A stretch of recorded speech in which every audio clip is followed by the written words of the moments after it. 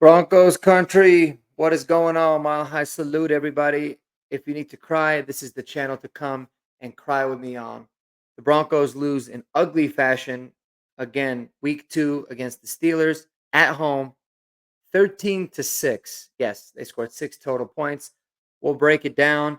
We'll try to bring a little bit of calm and perspective to this situation, even though this was one of those games where it's going to be very difficult to.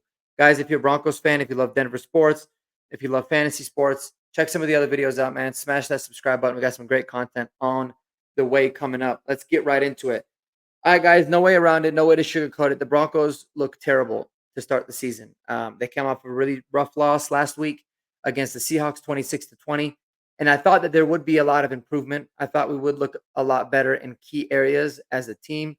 Just felt like there was optimism. There was some good film review and some things to learn. And that was not the case at all. The Broncos managed to just get 6 total points in another game of a ton of missed opportunities.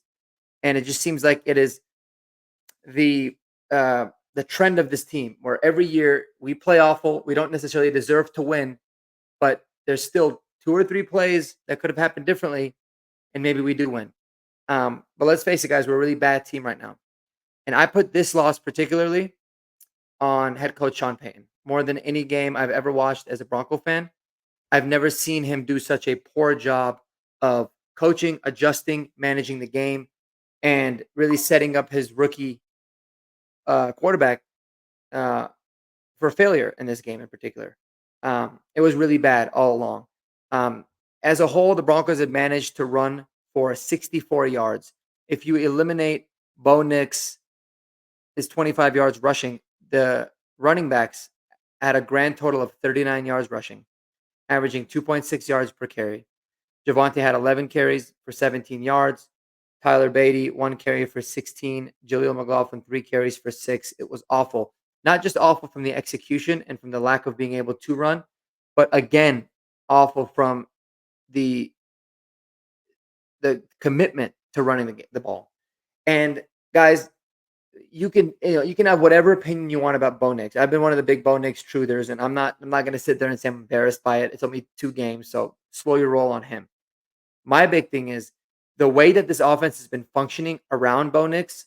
It doesn't matter who your quarterback is. You could have C.J. Stroud, you could have Jared Goff, you could have Matthew Stafford. You can have a lot of the mid to upper tier echelon quarterbacks in the NFL, and you are not going to be successful offensively. Now, are you going to score more than 6 points? Probably. But we are doing everything poorly when it comes to developing our rookie quarterback and helping them out the right way. The only positive, the only good things that we're doing is we're actually playing pretty decent defense, and our special teams has been really good. Otherwise, it's been bad across the board offensively. If it's not, if it's whether it's not being able to run the ball well, or guys dropping too many passes that are drive killers, or just being terrible on third down and being absolutely atrocious on the red zone. Um, it's a combination of a lot of things, and there's a lot of things that this team needs to work on right now, and it doesn't help the fact that there is a very significant lack of talent right now as it is. Now, we've talked about this, and I've said I'm intrigued a lot by this team. I don't think that the roster is as bad as a lot of people are setting them out to be. And in my opinion, still that is true. The problem is a lot of the guys that I wanted them to look at getting rid of Javonte Williams. I wanted them to move on from Cortland Sutton because I wanted to make room for this new, fresh blood on this team to see what it is that they have, to see what is the talent of these guys that we don't know much about.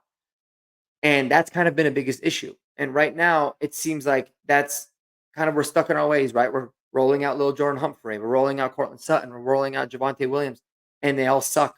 They're not playing well. We know what they are, and it's just not good. I'd rather see what we got with Tyler Beatty. I'd rather see what we have with Blake Watson. I'm, get Lucas Kroll the ball. And for God's sakes, if I don't want to cuss on my channel right now, but we need to find a way to get Marvin Mims the ball. It's mind blowing to me how bad it's been. Sean Payton's always been known as being a team that's really good at running screens. Not only did they, well, actually they had some decent success doing the screens today, but then they just stopped. They only had like 2 or 3 total for the whole game. They have no commitment, no desire to run the ball. And all that that's doing is making it easy for the defense. They can just put, you know, they can run with 3 or 4 guys, have 8 guys in the box, just squatting there, waiting for Bo Nix to make a throw. It makes things a lot more difficult as a whole. So before you start to point your fingers at Bo Nix this, Bo Nix that, there is so many other factors that are going on around him right now that is not even. Not only is it not fair to give him a grade, but you're doing him no favors in terms of his development and how he's going to develop in his league. So it needs we need a significant change philosophically and on the roster. And I think it needs to start now. We've seen this for 2 weeks. It arguably got worse. So what do you have to lose at this point by trotting out a bunch of other guys that see if they can make plays, right? Dial up plays for Mims. Dial up plays for Troy Franklin. Once you get Bailey back, dial him up some plays. And get Dulcich the ball more. I will say I was really frustrated by Dulcich today. Obviously, 2 really bad drops, but that's very uncharacteristic of him from what we've seen. So I'll give him a pass. Our best receiver on this entire team right now, it looks like that it's Josh Reynolds.